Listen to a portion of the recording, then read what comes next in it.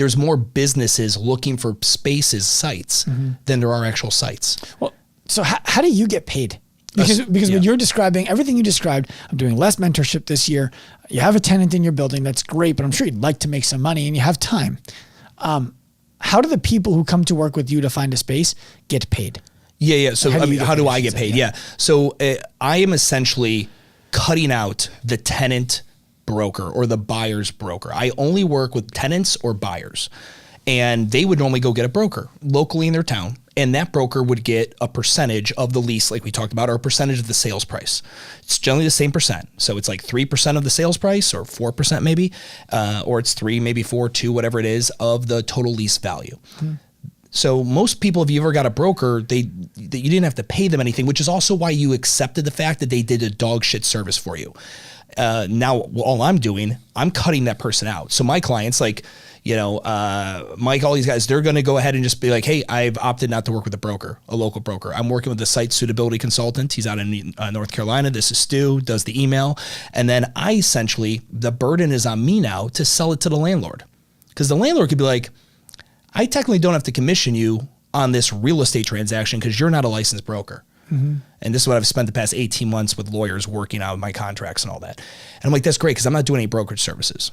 I'm doing significantly more than brokerage services. This is my track record, by the way. Hi, my name's Stu. I do this I've done this consulting thing since 2015. Here's the numbers I have on the gyms that I work with. And I don't know if you realize this, Mr. Landlord, but the tenant that you just accepted is one of the highest risk asset classes of an actual tenant. It is a mom and pop gym, especially post-COVID. Okay, this isn't a national franchise with a proof of concept. You have a high risk tenant in here. If he goes belly up in year 4, and all this upfit that you kind of gave him some TI on to help out, that's all out the window. You got to do it all over again. Like if you go out of business at your Actively spot and that owner, that building is stuck with your build out and he's like, well, fuck, what the fuck? I got to hope another fitness company that looks just like this shows up. Otherwise, it's going to be a restaurant is going to show up and say, hey, I'd love to rent your space for 10 years, but I need $200,000 of TI to help me out with this. So the landlord, TI is tenant improvement, which is going to be either cash, but more likely time. Yeah. So they're going to give you free rent, they're going to give you cash, whatever it is, so that you can do the upfits to make that place yours. But every time a landlord gets a new tenant, it's never rarely the exact same layout. There's always TI. There's always that.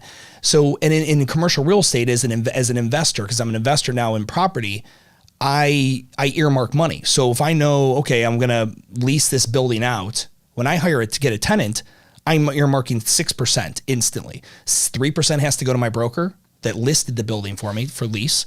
And then 3% has to go to whoever the tenant's broker is.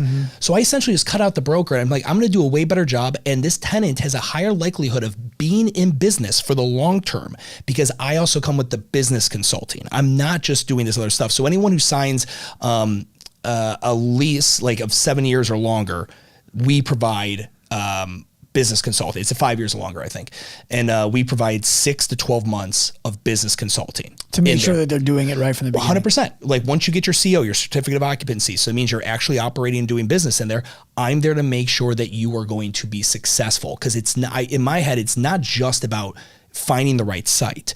It's, I don't want to just walk away and then be like, fucking hear that you went out of business fucking 3 months later. Because it's bad for you. Yeah, well, I do business consulting first. I just now have a commercial real estate advisory consultancy arm, this site suitability arm attached to my consultant business. Well, you're not going to get a bunch of new business if the businesses that you put into spaces end up signing a lease, you get paid on it, and then they go out of business, and then the landlord claws back some of your commission. And that's the thing is you're seeing that now more. Landlords have been the victim of that for years, and those clawbacks are rarely ever in the lease. And then what we're referring to is, so the way it works is, so let's say the landlord pays a commission. So for example, I leased out the brewery.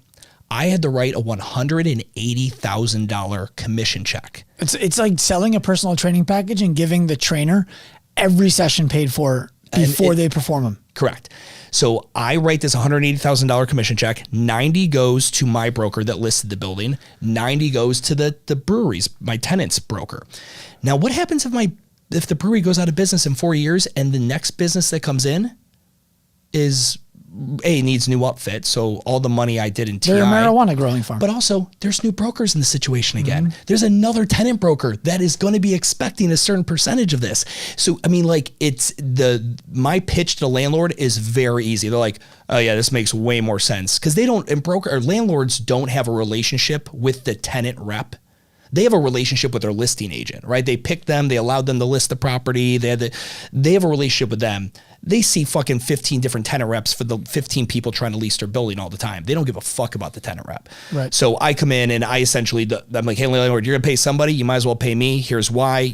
This tenant is in way better hands working with me than with that fuckface broker that their aunt recommended to them. Right. The difference is your real interest, Mr. Landlord or Mrs. Landlord, is a good tenant who pays on time for a long time. Yes. Their interest is that this tenant signs a lease. Period. Yeah. My interests are aligned with yours. Give me 3%. Yeah. And I'm only going to let this guy sign a location in which he's going to be financially viable.